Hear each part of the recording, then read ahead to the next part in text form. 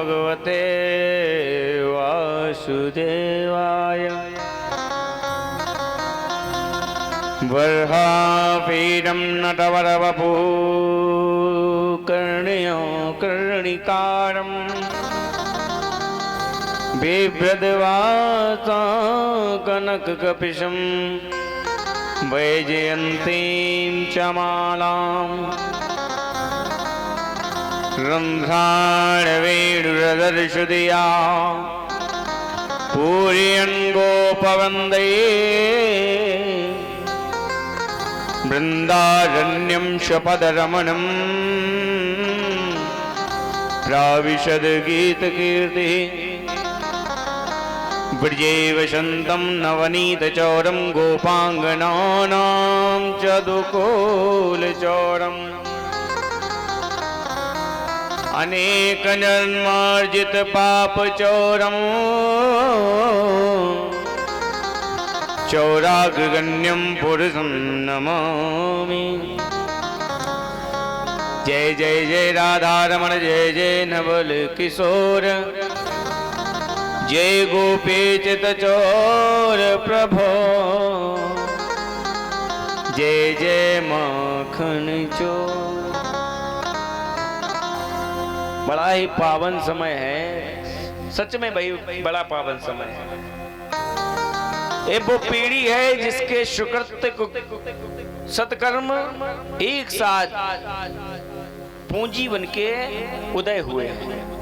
हमारी जो पीढ़ी है, जिन्होंने भी राम मंदिर को बनते हुए, रामलला को प्रतिष्ठित होते हुए, विराजमान होते हुए देखा, वो बड़ी भाग्यवान पीढ़ी है। यानी कितने हमारे पूर्वज संत मुनि महात्मा इस लड़ाई में बलि चढ़ गए, मौत को गले लगा लिया, लेकिन उन्हें यह सब देखने को नहीं मिला। हमारा सौभाग्य, परम सौभाग्य, जो हमारे रामलला हमारी आंखों के सामने विराजमान हुए अयोध्या में। लोगों का बहुत दिनों से भाव था, प्रभु आज आइएगा, मेरी झोपड़ी के भाग जगाइएगा।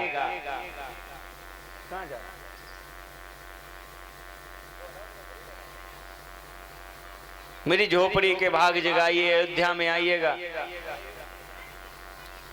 लेकिन तब तक शायद वो पुण्य तिथि नहीं आई, और जब वो तिथि आई तब हमारे रामलला विराजमान हुए। उनके चरणों में अपने मन को, वाणी को समर्पित करते हुए कथा की ओर अग्रसित हों। मेरी झोपड़ी के भाग आज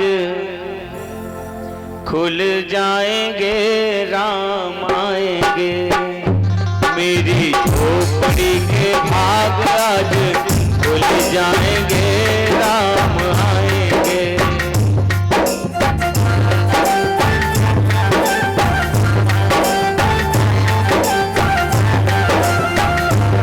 राम आएंगे, आएंगे, राम आएंगे।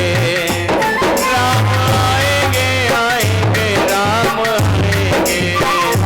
मेरी झोपड़ी के भाग आज खुल जाएंगे, राम आएंगे।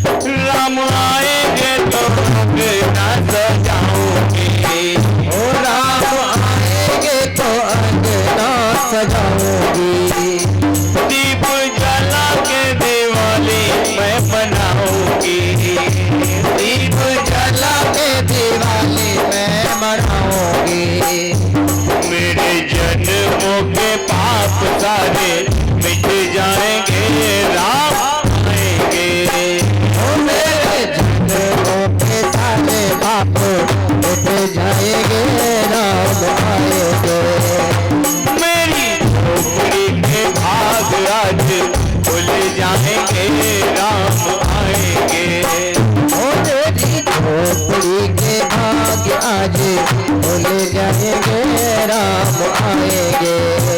और राम झूलेंगे तो पले ना झूलाऊंगी, राम झूलेंगे तो पले ना झुलाऊंगी। मीठे मीठे उन्हें भजन सुनाऊंगी, मीठे मीठे तुम्हें भजन सुनाऊंगी। मेरी जिंदगी के सारे दुख मिट जाएंगे, राम आएंगे। मेरी जिंदगी के सारे दुख मिट जाएंगे, राम आएंगे। राम आएंगे आएंगे राम आएंगे, राम आएंगे आएंगे राम आएंगे। राम आएंगे आएंगे राम आएंगे। राम आएंगे आएंगे राम आएंगे। मेरी झोपड़ी के भाग आज खुल जाएंगे, राम आएंगे। झोपड़ी के भाग आज खुल जाएंगे, राम आएंगे। मैं तो रुचि रुचि भोग लगाऊंगी, मैं तो रोज रोज भोग लगाऊंगी। मीठे मीठे मेरे प्रभु को खिलाऊंगी, मीठे मीठे तेरे प्रभु को खिलाऊंगी। गुरु कृपा से भी भूल जाए, राम आएंगे राम आएंगे, राम आएंगे आएंगे राम आएंगे। मेरी झोपड़ी के भाग आज भूल जाएंगे, राम आएंगे। ओ तेरी झोपड़ी के भाग आज भूल जाएंगे, राम आएंगे। राम आएंगे आएंगे राम आएंगे। कौन कहता? ये विश्वास है सबरी के अंदर कि हमारे राम जी आएंगे। भाई विश्वास हमारे लोगों के अंदर था। हम लोगों ने तो कुछ अत्याचार नहीं देखे, हमारे पूर्वजों से पूछो। अभी भी पुराने अखबारों के ब्रिटिश साम्राज्य का जो अखबार हो उनमें देखो क्या क्या नहीं हुआ हमारे पूर्वजों के साथ। फिर भी हम अडिग खड़े रहे, अपनी चोटी और जनेऊ की रक्षा करते हुए तिलक को लगाए। ये हमारा परम सौभाग्य है जो हम सत्य सनातन धर्म में जन्मे हैं। ये हमारा सौभाग्य है कि हम पृथ्वी को मां मानते हैं, गाय को मां मानते हैं, पर्वत को देवता मानते हैं, वृक्षों की पूजा करते हैं, चंद्र इंद्र वरुण सूरज सबको देवता मानते हैं, किसी का अहित नहीं करते। देवता भी चाहते इस धराधाम पे हम भी आए कभी, और जहां हमारे कन्हैया, जहां हमारे राम जी घुटुओं चले, वहां हम भी खेल के देखे कितना अच्छा लगता। उनका सौभाग्य नहीं है, ये सौभाग्य हमारा और आपका है। हम कितने पुण्य आत्मा हो गए और फिर भी यहाँ आके उल्टे सीधे काम करें, वो ठीक नहीं है। देवता भी चाहे मन में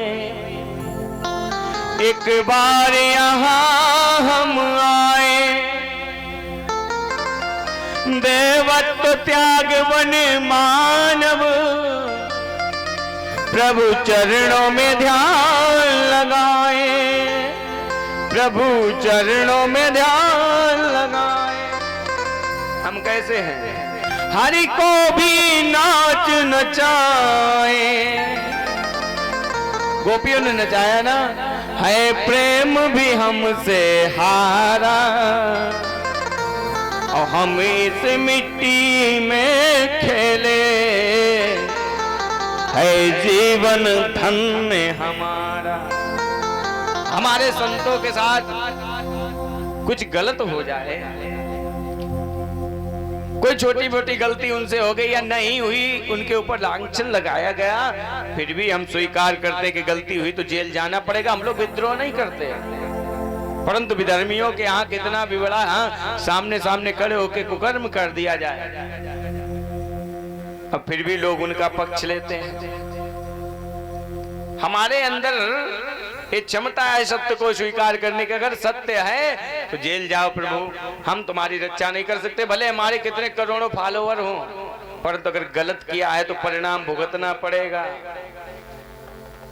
और फिर भी हम कुछ मूर्ख ऐसे हिंदू हैं जो अपने 33 कोटि देवी देवताओं को छोड़ के, इतने संत महापुरुषों को छोड़ के, 4 शंकराचार्यों को छोड़ के, 4 मठों को छोड़ के, 51 शक्तिपीठों को छोड़ के, गंगा आदि नदियों को छोड़ के मजार पे जाते हैं चद्दर चढ़ाने। और ऐसे लोगों की मजार पे जाते, ना तो वो संत थे ना वो महंत थे, वो सिर्फ बनते थे। वो भी कैसे बनते थे, उन्होंने सामने सामने हमारे यहाँ की वीरांगनाओं को अपने सैनिकों के सामने डाल दिया और उन वीरांगनाओं के चीथड़े नोच नोच के उन भेड़ियों ने खाया। कितना कुकृत्य किया होगा हमारी संयोगिता के साथ में, हमारे देश की धरोहर के साथ में। और फिर भी हम उनके पास जाते हैं। हमारे पास 33 कोटि देवता हैं, 11 रुद्र हैं, 11 हो गए, 12 आदित्य हैं, 12 हो गए, 11 12 23, अष्ट वसु 23 और 8 23 8 31 और 2 अश्विनी कुमार, 33 हो गए।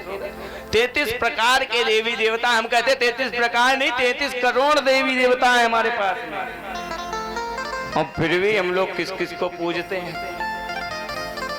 क्या हमारे एक लोगों ने हमसे व्यंग कर दिया कि महाराज जी तुम्हारे तो धर्म में विधर्मी था, तुम्हारे तो धर्म में एक से काम न बने दूसरे के पास चले जाते हैं, एक जगह विश्वास कायम नहीं रखते। हमने कहा देखो इधर बात सुनो, हमारे यहाँ हमारे राम जी थोड़े व्यस्त होते, हम कृष्ण के पास जाते हैं। कन्हैया लाल माखन मिश्री खाने में व्यस्त है, हम हनुमान के पास जाते हैं। हनुमंत लला कहीं घूमने गए, सत्संग करने गए, तो हम भोलेनाथ के पास में जाते हैं। हमारे पास कमी नहीं, कोई नहीं तो मैया जरूर सुनती है। क्यों माँ कौन है? देवी प्रपन्नाति हरे प्रसीद। उस माता को मना लीजिएगा, हरि और हर दोनों आपके ऊपर प्रसन्न हो जाएंगे। प्रसीद मातर जगतो खिलस्य, सारे जगत अखिल ब्रह्मांड का को पालन पोषण करने वाली मेरी मैया है। मुझके पास जाते हैं, वो काम नहीं बनाते, तो हमारे पास कई ऐसे भूत प्रेत भी हैं जो काम बनाते हैं। लेकिन तुम्हारे यहाँ क्या है? तुम हड्डियों को ढांचा जो गल जाता है उस पर चद्दर चढ़ाते हो। तुम्हारे पास कोई नहीं है, तुम काली अलमारियों की पूजा करते हो। हमारे पास प्रतिबिंब हैं, हमारे पास आस्था के स्रोत हैं। और अगर ना हो तो बांके बिहारी लाल के दिल की धड़कन कैसे नहीं है? हम लोग बांके बिहारी के मंदिर में जाते, लेकिन लोग मूर्ति समझ के प्रणाम करते, बड़ी सुंदर मूर्ति है। क्या वो सिर्फ मूर्ति है? लोगों ने चेक किया है, दिल की धड़कन भी है बांके बिहारी के अंदर, स्वयंभू है बांके बिहारी लाल। उनके हाथ में जो घड़ी होती है, एंड्रॉइड घड़ी, वो बांधी गई। किसी भक्त ने लाके दी, बांध दीजिएगा महाराज जी। गोसाई जी गए, हाथ में घड़ी बांधी, घड़ी बांधी तो हार्ट बीट बताने लगी। क्या है? हमारा परमात्मा विराजमान है, वो तो कड़कड़ में रहता है, ये विश्वास है हमारा। देवता भी चाहे मन में एक बार यहाँ हम आए, फिर भी वो आ नहीं पाते। हमारा इतना सौभाग्य, फिर भी हम इधर उधर भटके, वो ठीक नहीं है। इसलिए तन्मयता से, शुद्धता से, पवित्रता से अपने जीवन को जियो और धर्म के लिए हमेशा तत्पर खड़े रहो। ये नहीं, अरे नहीं भैया लड़ाई तो पंडित जी से हो रही, हम क्यों जाएं? नहीं, लड़ाई ठाकुर साहब से हो रही, पंडित जी तो पीछे खड़े, डरपोक है। ऐसा नहीं होना चाहिए। जहाँ पे धर्म की, तुम्हारी व्यक्तिगत लड़ाई हो हम ना बोले, परंतु अगर जहाँ धर्म की बात आ जाए तुरंत बोलो। एक भाई से अगर किसी की लड़ाई हो रही, दूसरा अगर खड़ा हो जाए तो उसको बल मिलता है। इसलिए धर्म के लिए कभी पीछे नहीं हटना चाहिए। कितना सुंदर कार्य किया। कल आप लोगों ने कथा सुनी कि भगवान कृष्ण उपदेश देते हैं गोकुल वासियों को, कर्मणा जायते जंतु कर्मणैव विलीयते, सुखम दुखम भयम क्षेमम कर्मणैवाधिपद्यते। कर्म के अनुसार सुख दुख आदि मिलते हैं। काय को चक्कर में पड़े इंद्र की पूजा करने को। गीता जी में भी कर्मण्येवाधिकारस्ते मा फलेषु कदाचन, कर्म प्रधान विश्व करिरागा। हर जगह हमारे ग्रंथ एक ही बात कहते, कर्म करो, कर्म ही पूजा है, फल तो ऊपर वाला देगा ही। तो कर्म के अनुसार गोवर्धन की पूजा करी। और जब गोवर्धन की पूजा की तो कई दूत आए देखने इंद्र के कि आज इंद्र का पूजन नहीं हो रहा। बालक ने, छोटे से बालक ने, 7 वर्ष के लड़के ने गोवर्धन की पूजा करा दी। अब तो इंद्र क्रोधित हो गया, गाली बकने लगा। वाचालम बालिशम स्तब्धमंग्यम पंडित मानिनम कृष्ण मर्त्यो मुपाश्रित गोपा में चक्र प्रियम। इन ग्वालों ने इस वाचाल कृष्ण की बातों में आके मुझ देवताओं का अपमान किया है। ये अपने आप को पंडित मानता है क्या? पंडित का मतलब विद्वान होता है। सत असत विवेचनी बुद्धि सापंडा सा विवेक। जिसको सत्य और असत्य का विभेदन करना आ जाए वही पंडित है। ऐसे ही नहीं कि पौआ पिए घूम रहे पंडित जी चरण स्पर्श, ना ना ना, नहीं करना। सम्मान आपको करना है। जाति विशेष का आधार पे आप सम्मान करिएगा, परंतु पंडित जी ना कहें तो अच्छा रहेगा। पंडित जी कहते हैं विद्वान व्यक्ति को। वो किसी भी धर्म का हो, किसी भी जाति का हो, किसी भी व्यक्ति विशेष का नाम पंडित जी हो सकता है। आप उनसे अपने रिश्ते में अपनी जाति के हिसाब से प्रणाम करें, अभिवादन करें, अच्छी बात है। क्यों? अभिवादन से चीजें मिलती हैं हमें। अभिवादनशीलस्य नित्य वृद्धोऽपि सेविनो चत्वारि तस्य वर्धन्ते आयुर्विद्या यशोबलम। अभिवादनशील से जिसके अभिवादन नित्य क्रिया में आ गया है। जैसे खाना जरूरी है वैसे अभिवादन करना जरूरी है अपने से बड़ों का। अभिवादन करना अति आवश्यक है। इससे 4 चीजें मिलती है। क्या क्या मिलता है? आयु, विद्या, यश और बल। जब हम किसी को प्रणाम करते हैं, चरण छूते हैं, उसके पैर के नाखून, अंगूठे के नाखूनों को स्पर्श करते हैं और अंगूठे के नाखून के नीचे होती है ज्ञान नाड़ी। उस ज्ञान नाड़ी से सकारात्मक उसकी ऊर्जा निकल के हमारे हाथों को स्पर्श करती हुई माथे तक आती है, तो हमारे अंदर ज्ञान बढ़ता है, आयु बढ़ती है और यश तो बढ़ेगा ही। जब हम सबको प्रणाम करेंगे तो वो हमारी बढ़ाई करेगा और बल भी बढ़ता है। 4 चीजें हमें अभिवादन से मिलती। लेकिन अभिवादन किस प्रकार से करना चाहिए? अभिवादन के 4 प्रकार हैं। धनवृद्धा, बलवृद्धा, आयु वृद्धा तथैव च ज्ञान वृद्ध सर्व पूज्य। धनवृद्धा, हम लोग धनाढ्य व्यक्तियों को तो प्रणाम करते ही हैं। जो धनवान है, भले किसी बिरादरी का, उससे क्या लेना देना। धनवान है वो हमसे हमारा भतीजा लगता है, फिर भी हम उनसे कहेंगे राम राम, लल्ला राम राम, कहाँ जा रहे? तुरंत सुबह टोकेंगे। क्यों? वो धनवान है, उसके पास माल है। बलवृद्ध को भी हम प्रणाम करते मजबूरी में। तगड़ा मोटा है, हम इससे मतलब नहीं रखेंगे, हमें ठोकेगा। आयु वृद्ध को भी प्रणाम करना चाहिए, है ना। जो हमसे बड़ा है, भले किसी भी बिरादरी का है, जाति का है, हम राम राम तो कर ही सकते हैं। आयु वृद्ध को भी प्रणाम करना चाहिए। और ज्ञान वृद्ध सर्व पूज्य। ज्ञानी है, आपसे छोटा है, फिर भी उसे प्रणाम करो, भले किसी भी जाति विशेष का। अगर ज्ञानी है, अगर उसके पास कुछ है तो लो और उसे प्रणाम करो। प्रणाम करने का ही मतलब नहीं दंडवती करो, ना ना ना। तोंदे से प्रणाम करने का नहीं कहा, साष्टांग प्रणाम करने का नहीं। प्रणाम करने के कई विधाएं, हाथ जोड़ के राधे राधे कर लो, सीताराम कर लो। कोई संत महानुभाव आ जाए, हमारे पास समय नहीं, मस्तक की झुक जाए, प्रणाम करना है। तो ऐसे हमारे यहाँ 4 तरीके से प्रणाम किया जाता है। ब्राह्मणों में ज्ञान वृद्ध को प्रणाम किया जाता है, जो ज्ञानी है। जो ज्ञान में हमसे बड़ा है उसे हम प्रणाम करेंगे, भले हमसे छोटा हो। क्षत्रियों में बलवृद्ध को प्रणाम किया जाता है, जो जितना वरिष्ठ है, जितनी जिसकी बड़ी रियासत है, वो उसे प्रणाम करते हैं।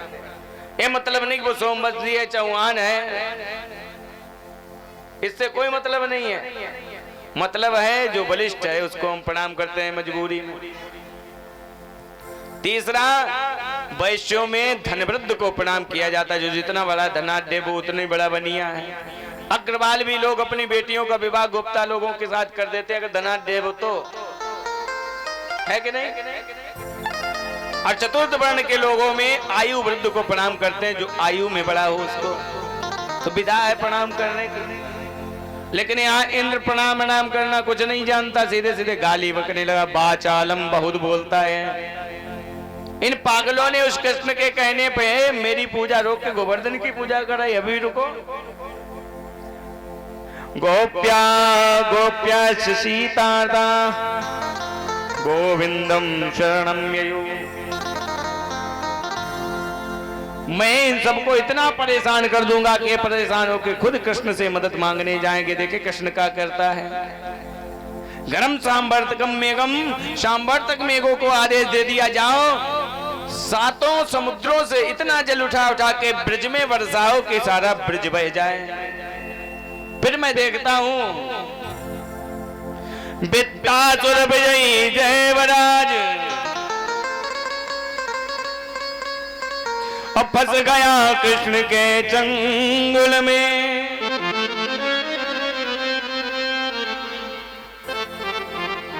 बारिश करवाई मेघ बरस, ब्रज बह जाएगा क्षण भर में। इस ब्रज को मैं बहा दूंगा, इसे पता नहीं मैं वृत्तासुर विजयी देवराज इंद्र हूं। बार बार कह रहा, परंतु कोई फर्क नहीं पड़ा। जब जल वृष्टि शुरू हुई, मेघ आते हैं, काली काली घटाएं जाती हैं, सागरों से जल भरती हैं, ब्रज के ऊपर उड़ेलना प्रारंभ कर देती हैं। ब्रज पे बराबर बरस रहा है जल। क्या करना चाहिए क्या नहीं करना चाहिए, सब भाग के गए। कन्हैया तेरे कहने पे हमने गोवर्धन का पूजन किया, परंतु आज मेरे ऊपर बहुत बड़ा संकट है, मेरी रक्षा करिएगा। कृष्ण ने कहा संकट तो है, अब क्या करें, एक काम करो, जिसका हमने पूजन किया उसी के पास चलते हैं। तस्माच्चरणं गोष्ठं मन्नातुं मत्परिग्रहं गोपायेषु आत्मयोगेन सोयम में व्रत आहिता। भगवान को स्मरण आया कि मेरा व्रत है, जो भी मेरी शरण में आता है मैं उसको अभय दान देता हूं। गीता में भी कहा भगवान ने, अनन्या चिन्यन्तो मां में जना परिपास्ते। जो अनन्य भाव से मेरी शरण में आएगा, मैं उसके योगक्षेम तक की व्यवस्था करूंगा, उसके खाने पीने रहने की, सोने की, पहनने की व्यवस्था करूंगा। और ये सब मेरे ग्वाल बाल हैं, जो मेरे अपने हैं, वो हमारी शरण में आए, हम रक्षा करें। तो कहा चलो गोवर्धन के पास में, गोवर्धन से प्रार्थना करते हैं। सब गए, गोवर्धन की तलहटी में खड़े हैं। कहा गिरिराज जी हमारी रक्षा करिएगा। त्राहिमाम गिरिराज धरण प्रभु तेरी शरण, गिरिराज धरण प्रभु तेरी शरण, प्रभु तेरी शरण बाबा तेरी शरण, प्रभु तेरी शरण बाबा तेरी शरण, गिरिराज धरण प्रभु तेरी शरण, गिरिराज धरण प्रभु तेरी शरण, गिरिराज धरण प्रभु तेरी शरण, गिरिराज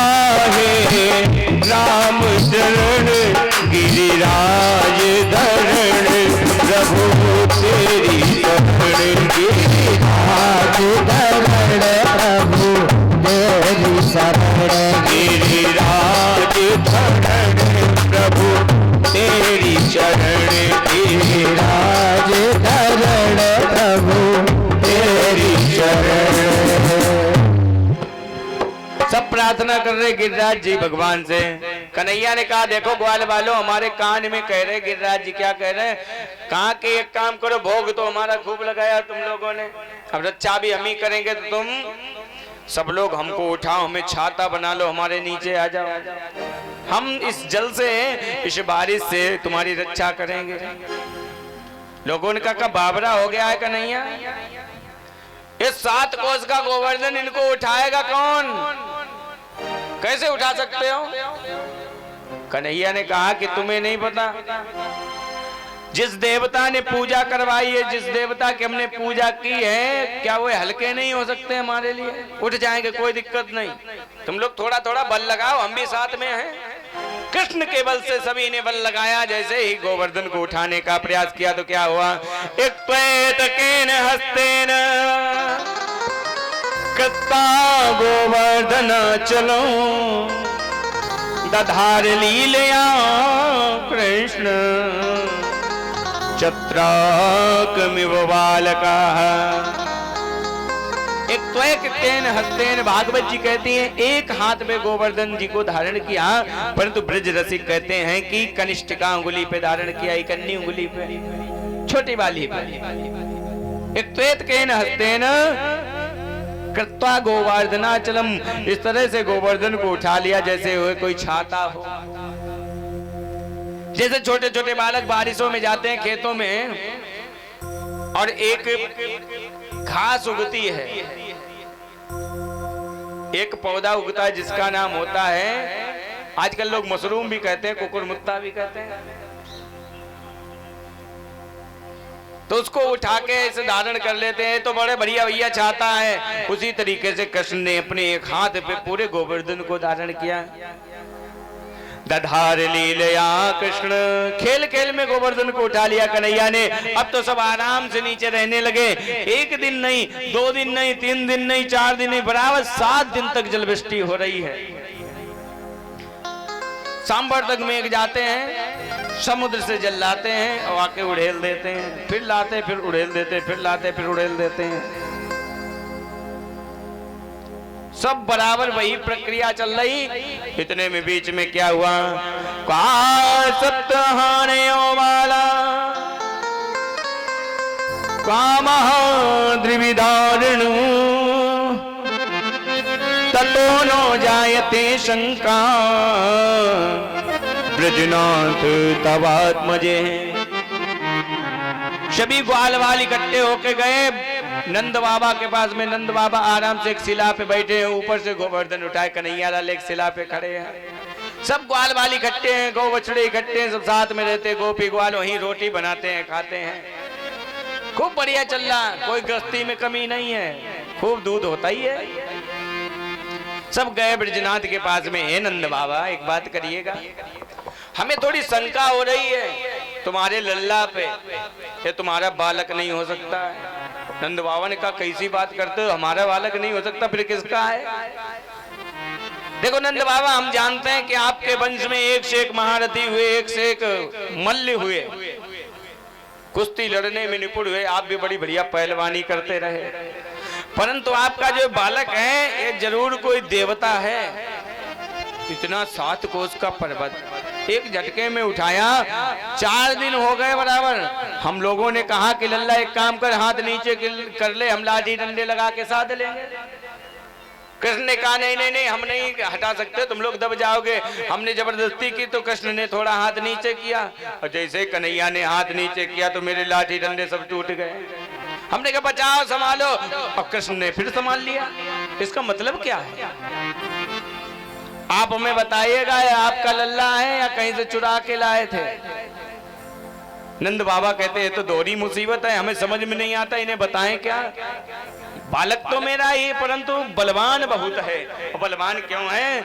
हम निरंतर ही नारायण का ध्यान करते रहते हैं, निरंतर नारायण का ध्यान करते हैं। अस्त स्वस्थ रूढ़ी कराग्र विगलत कल्प पशूनामृतम वस्तु प्रस्तुत वेणुनादल हरि निर्वाण निर्व्याकुलम स्तस्तनिमग्धनी विवलसत् गोपी सहस्तावर्तम् हस्तन्यास्तनतापवर्गमखिलो दारम किशोराकृति। उस किशोर उम्र वाले हम नारायण का ध्यान करते रहते हैं निरंतर, और उसी की कृपा से हमारे लल्ला के अंदर इतना बल आया जो इसने गोवर्धन को उठाया। छोटा था तो इसने पूतना मार दी, कितने कितने दैत्यों को मारा। ये मेरे लल्ला का कोई कमाल नहीं है, नारायण का आशीर्वाद है जो तुम्हारी रक्षा करवा रहे हैं हमारे बालक से। ग्वाल वालों को कम समझ में आया, भाग के गए कि है कन्हैया तू बता, तो नंद बाबा का लल्ला है कि कहीं और से आया है? देख नंद बाबा गोरे गोरे हैं, यशोदा मैया गोरी गोरी, तू काला काहे को है? जरूर कोई ना कोई गड़बड़ी हुई है। बड़े भोले वाले हैं ब्रजवासी।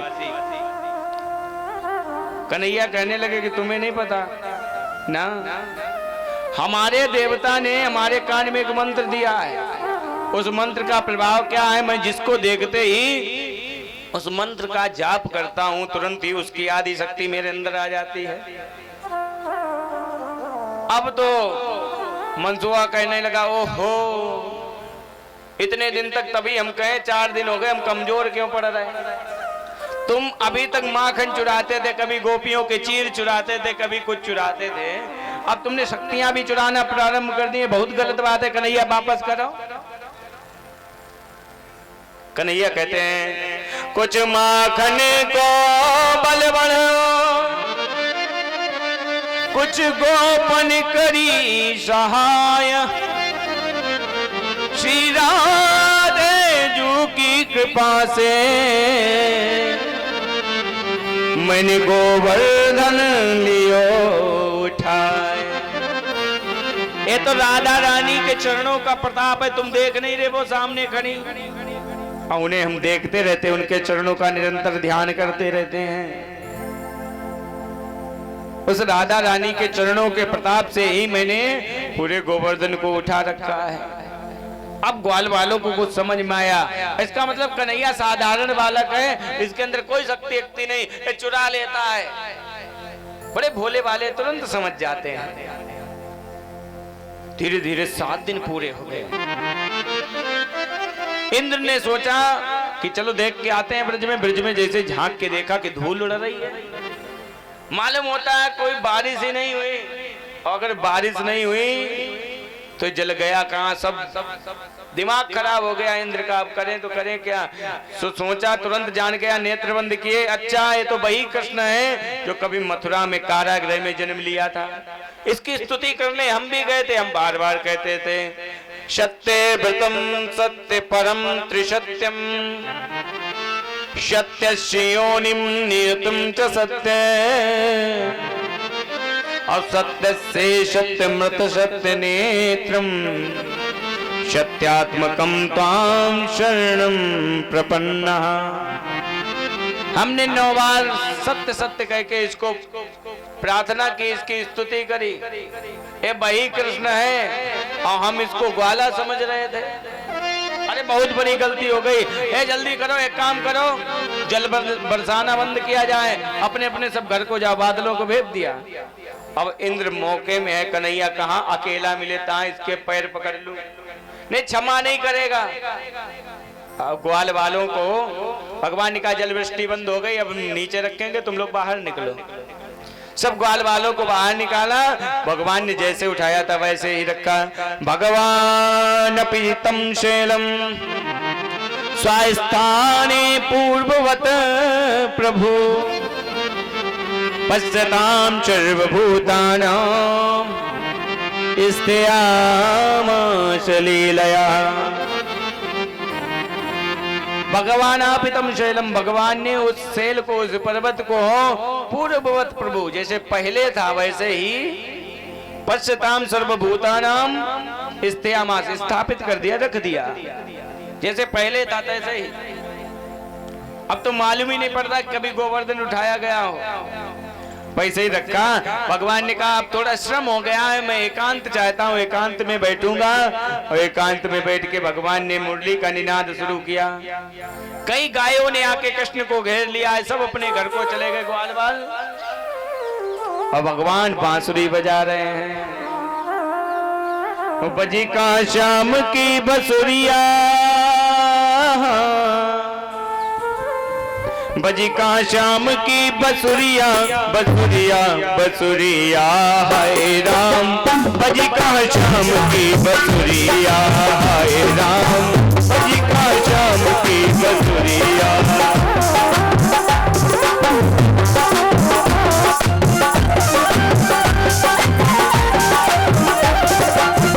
बजी का श्याम की बसुरिया,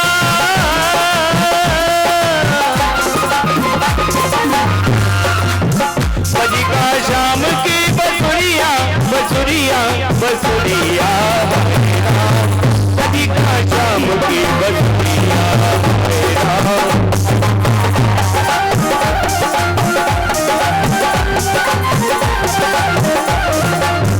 या मुरली ने चित मेरो हरे लो, या मुरली ने चित मेरो हरे लो, हाँ चित मेरो हरे लो। या मुरली ने चित मेरो हरे लो, काटे सब बजी का श्याम की बसुरिया हाय राम। बजी का श्याम की बसुरिया हाय राम। बजी का श्याम की बसुरिया।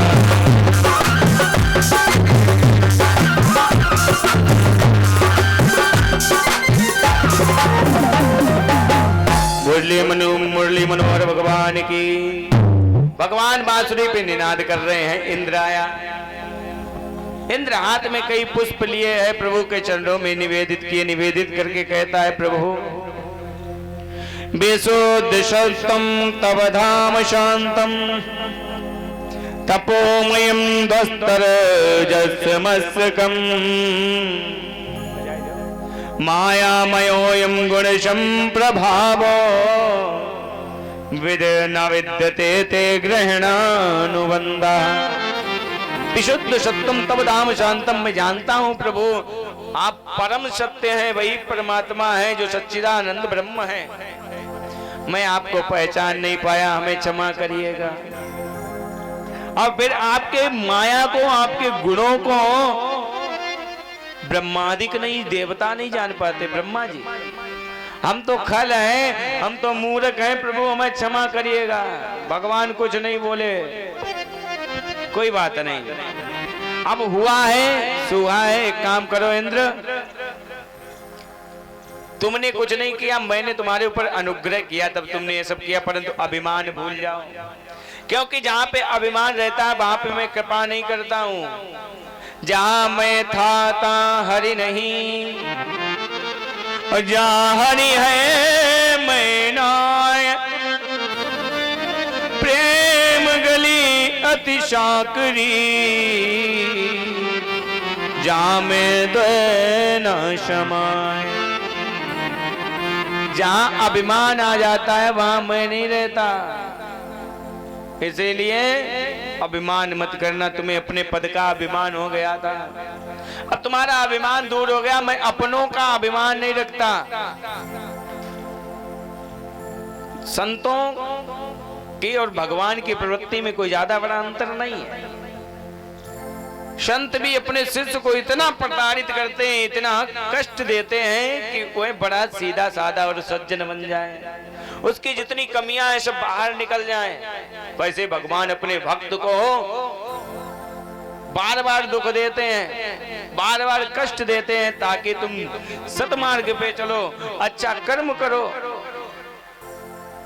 इंद्र को समझाते हैं भगवान, मरमय सुश्री मदांधो दंड पाणी न पश्यति। मैंने तुम्हें जो दंड दिया ना इंद्र, तुमने मुझे कोई दंड नहीं दे पाया, क्योंकि हम तो अतुलित बलराम है, हमारे रोम रोम में ब्रह्मांड रहते हैं।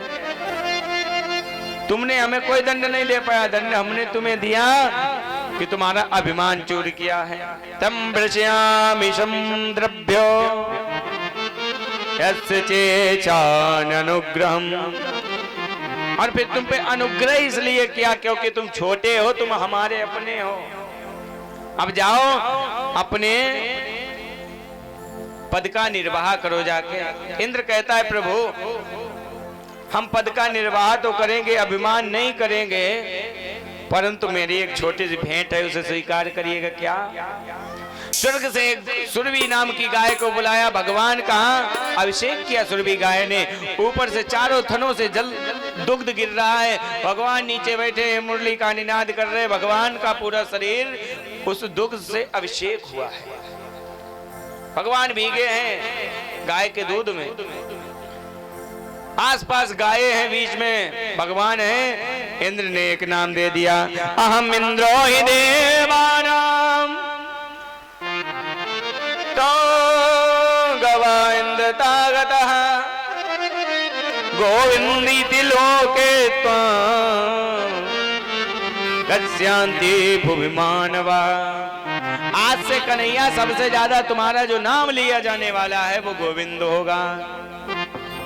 गस्यन्ते भुवि मानवा, सब गाएंगे गोविंद है गोपाला नंदनान नंदलाला, सब गाएंगे यही गाना, सब आपका एक ही भजन करेंगे, गोविंद नाम का नाम आपका प्रचलित होगा। इंद्र चला गया और गाते हो जा रहा है, गोविंद हे गोपाला नंदलाल नंदलाला नंदलाल नंदलाला, गोविंद हे गोपाला नंदलाल नंदलाला नंदलाल नंदलाला, गोविंद हे गोपाला नंदलाल नंदलाला, गोविंद हे गोपाला नंदलाल नंदलाला,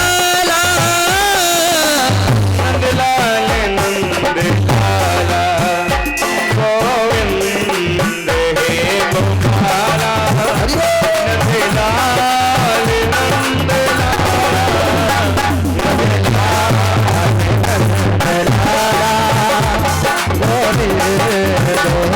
नंदलाल गोपाला नंदलाल नंदलाला नंदलाल नंदलाला। एक कवि भागवत जी का अर्थ बहुत अच्छा किया है, गाते गाते स्मरण आया। भागवत में 4 अक्षर हैं, भागवत 4 अक्षर हैं। भा के सुने से भाग्य खुली जात जीवन के, गुमान की जब बात आई अभिमान की तो याद आ गया। अब गा के सुने ते गुमान गिर जात हैं। भागवत जी की कथा सुनने से भाग्य तो खुलते हैं, अभिमान भी गिर जाता है। गिरता है कि नहीं? और जहां अभिमान होगा वहां प्रेम नहीं हो सकता है। और राम जी को क्या प्रिय है? राम ही केवल प्रेम प्यारा, जान ले जे जान निहारा। राम जी को प्रेम ही तो प्रिय है, और जहां प्रेम नहीं होगा वहीं अभिमान प्रवेश करता है। अगर हमारे अंदर आपस में प्रेम है तो अभिमान किस बात का? जैसे हम वैसे तुम, और अभिमान आ गया, अरे हम तो ठाकुर साहब हैं, हम तो घोड़ी से नीचे उतरेंगे नहीं, हम तो हट्टी पे बैठ के कथा कैसे सुने, तो फिर काम बनने वाला नहीं। आप हमें प्रसन्न नहीं कर सकते, भगवान तो बहुत दूर की बात है।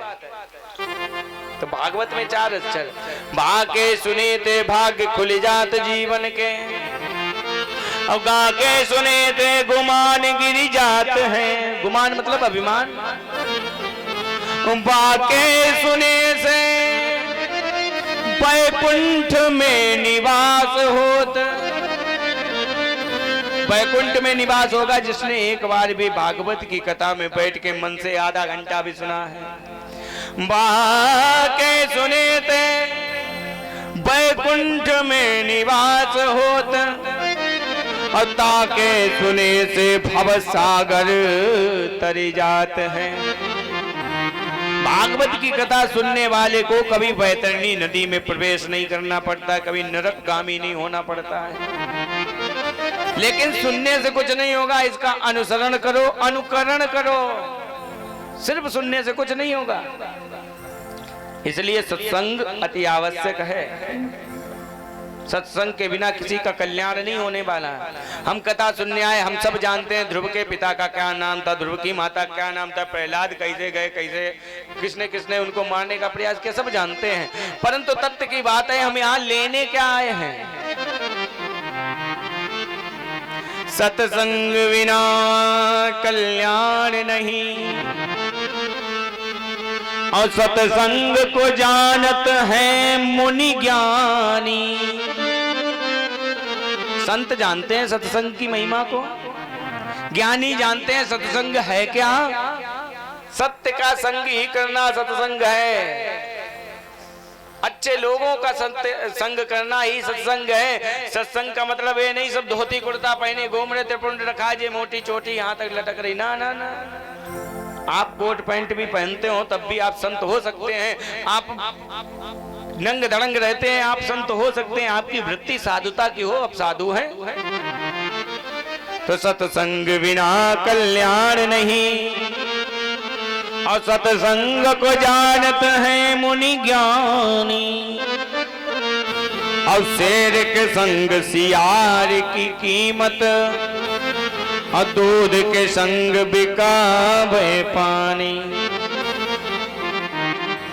और गेहूं कहे सुन रे बथुआ,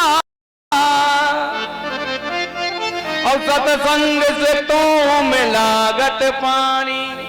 सब सत्संग की महिमा है। अभी समझ में नहीं आया क्या गेहूं बथुआ लगाए महाराज जी, फालतू की बातें कर रहे बैठा बैठा। ना ना, शेर के संग सियार की कीमत।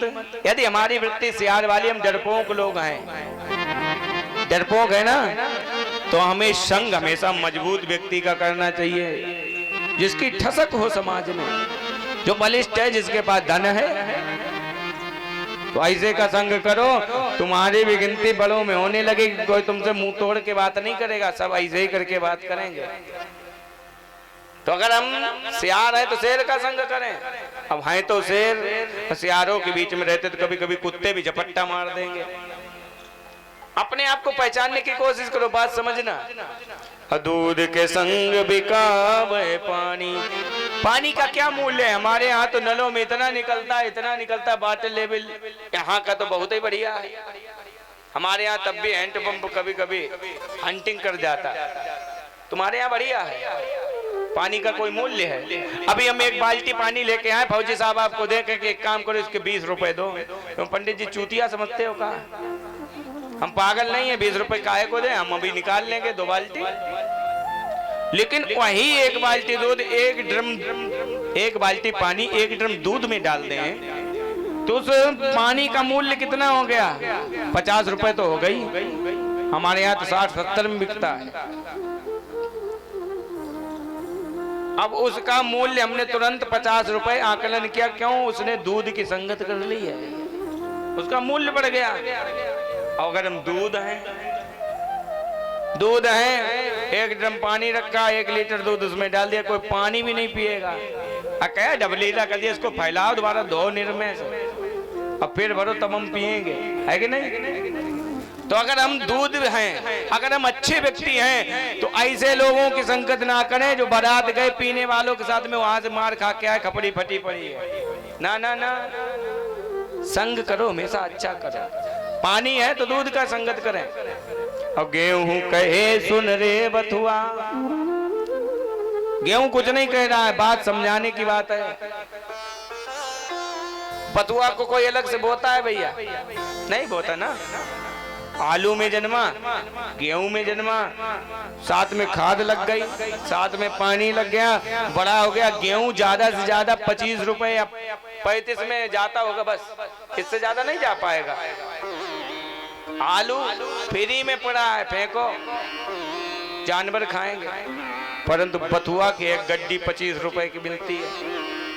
उसने संगत अच्छी करी ना तो उसका मूल्य बढ़ गया। कहने का भाव, संगत हमेशा अच्छी करें, सत्य का संग करें, सत्संग करें। क्यों? मिलते हैं साधुओं की संगत कभी कभी,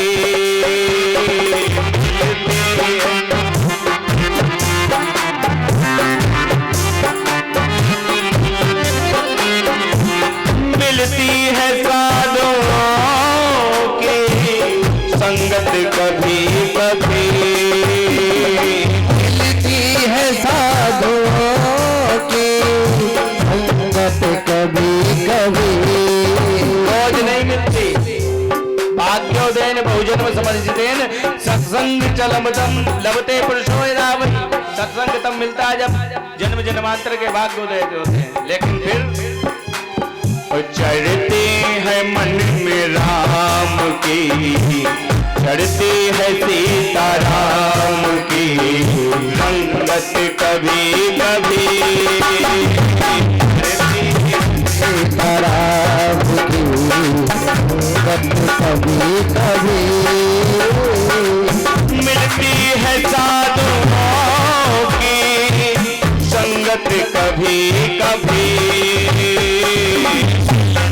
है साधुओं की संगत कभी कभी, चढ़ती है सीता राम की, चढ़ती है राधे श्याम की संगत कभी कभी, इसी है सीता राम की संगत कभी कभी,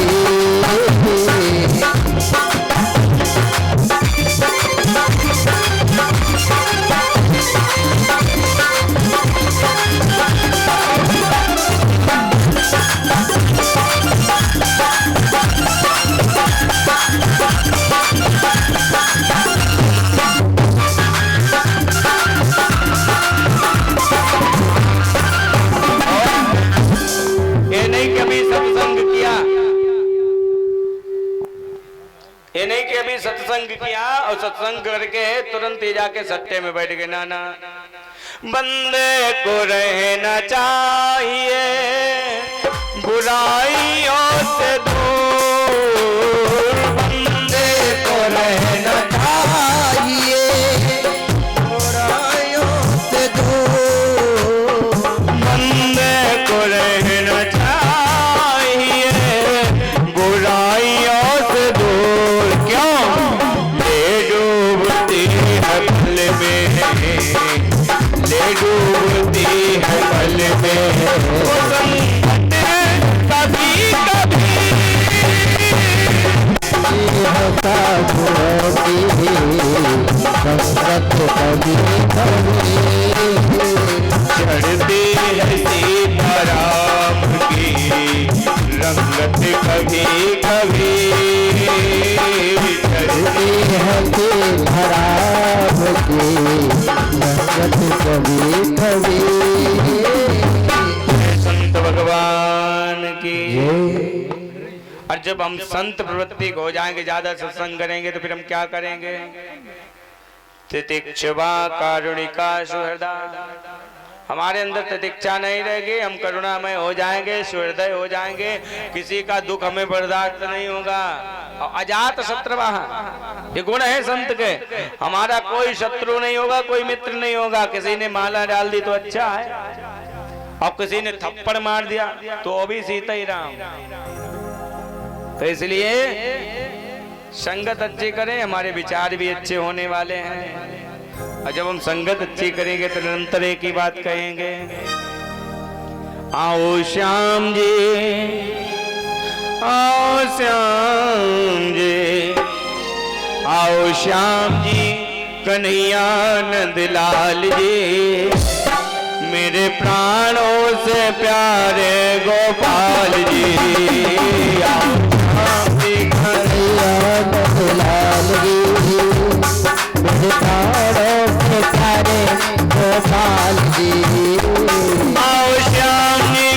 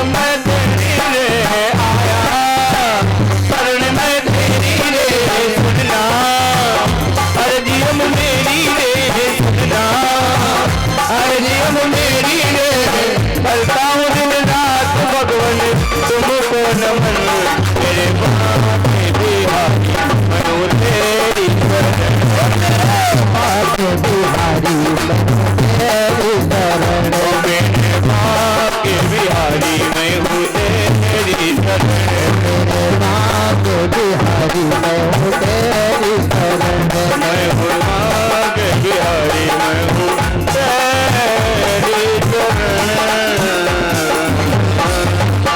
बोले बांके बिहारी लाल के, गिरवरधारी भगवान के जय हो। गोवर्धन नाथ की जय। बड़ा सुंदर आप लोग प्रसंग सुन रहे थे। क्या क्या सुन रहे थे? इंद्र आए, स्तुति करके चले गए। अब इंद्र ने पूछा, प्रभु एक बात बताइएगा कि ये जो जलवृष्टि हुई है, जल गया कहाँ? हमने तो पूरे 7 समुद्र खाली करवा दिए, सप्लाई सारी इधर ही हुई, परंतु जल कहाँ है? कहाँ तो धूल उड़ रही। भगवान ने कहा तुम्हें नहीं पता ना। अच्छा, आप लोगों के भी ये शंका होगी जल गया कहाँ, धूल बिल कहाँ से उड़ने लगी जब जलवृष्टि हुई? शंका का समाधान ये है कि भगवान ने सुदर्शन चक्र को आदेश दिया, एक काम करिएगा, आप जाएं और जितनी जलवृष्टि हो रही है, जितना ऊपर से जल आ रहा है, उसका बचाव करिए, जल ब्रजमंडल के बाहर गिरे। थोड़ा तो बचाव चक्र ने किया। शेषधारी बलराम भैया से कहा तुम्हारी ड्यूटी इधर नहीं है, आप भी जाइएगा। पूरी गोवर्धन लीला में बलराम भैया अब्सेंट रहे हैं। तुम जाइएगा शेषनाग बन के, पूरे 84 कोस के ब्रजमंडल के आसपास चौकड़िया लेके लेट जाइएगा। बाहर का जल अंदर नहीं आने पाए, अंदर का बाहर न जाने पाए। भाई जब बाहर गिरेगा जल तो अंदर आएगा ही, अंदर नहीं आना चाहिए। हमारे अपने हैं, फंस ना जाए। तीसरे अगस्त मुनि को बुलाया। बड़ी सुंदर घटना सुनाएंगे अभी आप लोगों को गुरुदेव। अगस्त मुनि जल पीने आए थे। और क्यों आए? पहले कभी इनका निमंत्रण हुआ तो जल नहीं पिलाया भगवान ने, तो इधर इन्हें जल पीने के लिए निमंत्रित किया कि हम द्वापर में आएंगे, आना जल पीना आके। तो अगस्त मुनि ने जल पिया। अब कोई कहे एक मानव इतना जल कैसे पी सकता है? ये वही अगस्त मुनि हैं, इनका जन्म कुंभ से हुआ। एक बार अगस्त मुनि समुद्र के किनारे जा रहे हैं, छोटी सी एक चिड़िया है जो चोंच में जल भरती है, बाहर फेंक देती, फिर भरती, फिर बाहर फेंकती, फिर भरती, फिर बाहर फेंकती। अगस्त मुनि कुल देर खड़े खड़े देखते रहे। कहा बहन एक बात बता, तुम्हें फालतू का प्रयत्न क्यों कर रही? इससे होने वाला कुछ नहीं है, क्यों कर रही बता? चिड़िया ने कहा महाराज क्या बताऊं, मेरे 3-4 अंडे यहाँ रखे थे, समुद्र की लहरें आई और हमारे अंडों को चुरा लिया। अब मैं तब तक नहीं जाऊंगी जब तक इस समुद्र को सुखा नहीं दूंगी, इसका जल सारा फेंक दूंगी, अपने अंडों को लूंगी तब जाऊंगी। अगस्त मुनि हंसे लेकिन प्रसन्न हुए। तुम्हारा प्रयत्न तो अच्छा है, कम से कम तुमने किया तो हाथ तो जोड़ के नहीं बैठी, कोई बात नहीं, समुद्र देवता वापस कर दो, हम तुम्हारे सपोर्ट में हैं, लेकिन हम भी तुम्हारा साथ देंगे। 3 बार आचमन किया, नारायणाय नमः, गोविंदाय नमः, माधवाय नमः, और 3 बार में पूरे हिंद महासागर को पी गए अगस्त मुनि महाराज। वही अगस्त मुनि है। चिड़िया ने अपने अंडे लिए चले गए। अब प्रकृति में व्यवधान पड़ गया, समुद्र भी जरूरी है, बादल भी जरूरी है, पृथ्वी भी जरूरी है, प्रकाश भी जरूरी है, सूरज भी जरूरी है। एक चीज कम हो गई, बैलेंस बिगड़ जाएगा। सभी देवता अगस्त मुनि के पास हाथ जोड़ के कहे प्रभु एक काम करिएगा, ये समुद्र वापस करें। कहे वापस कहां से करें, वो तो मेरे पेट में है, फिर क्या करूं? लोग कहते हैं, संतों के मुख से सुना कि लघु शंका के द्वारा पुनः हिंद महासागर को भरा और तभी समुद्र खारा है। तो ऐसे अगस्त मुनि महाराज आए, उन्होंने जलपान किया और सभी ब्रजवासी आराम से रहने लगे हैं और खूब भजन करते हैं। हम लोग भी करेंगे भजन, मन से करेंगे, ठीक है?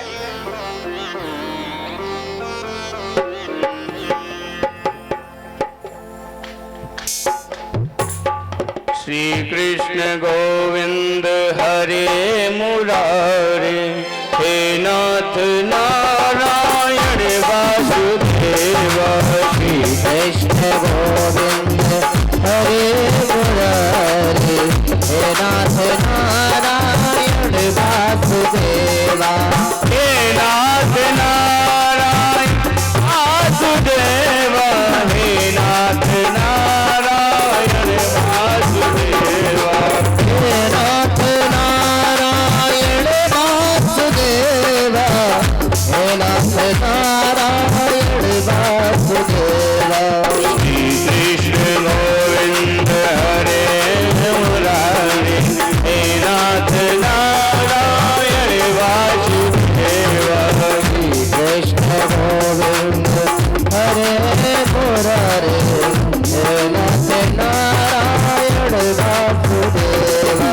पितुमात स्वामी सखा हमारे, पितुमात स्वामी सखा हमारे। हे नाथ नारायण वासुदेवा। श्री कृष्ण गोविंद हरे मुरारे हे नाथ नारायण वासुदेवा। श्री कृष्ण गोविंद हरे मुरारे हे नाथ नारायण वासुदेवा। बोलिए कृष्णचंद भगवान की।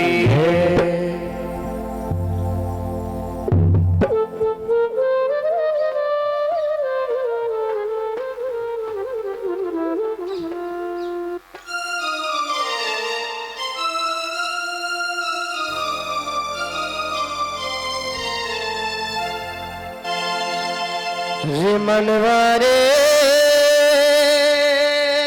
मनवा जीवन है संग्राम। मनवा ओ मनवा रे मनवा रे मनवा जीवन है संग्राम। मनवा रे मनवा जीवन है संग्राम। बोलो राम राम राम जपलो राम राम राम। हेलो राम राम राम बोलो राम राम राम। मनवा रे मनवा जीवन है संग्राम। मनवा रे मनवा जीवन है संग्राम।